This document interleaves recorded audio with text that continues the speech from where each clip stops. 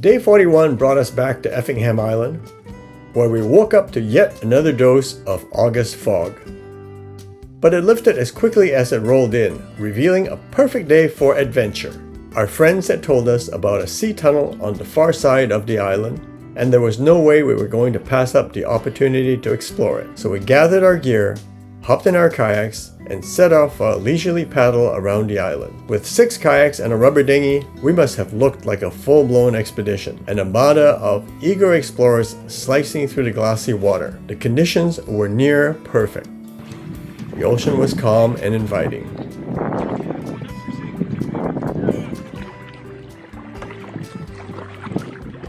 Along the way, we marveled at dramatic rock formations, including an imposing sea stack that towered over the water,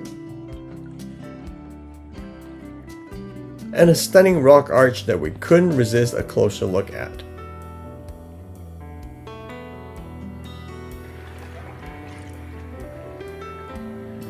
After about 4 kilometers, we finally reached the sea tunnel. Wow, just look at that. And wow, what an experience. There's a tidal surge going through here as well, which makes it interesting. Paddling through its shadowy passage was quite exciting. The acoustics, the echo of the water lapping against the walls, the sheer feeling of being surrounded by rock. It was pure magic.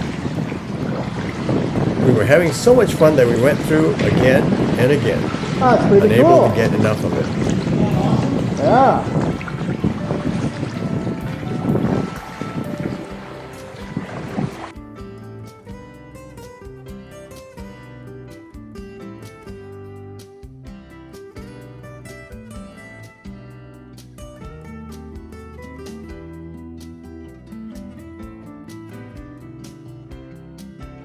What a perfect way to spend another West Coast adventure day.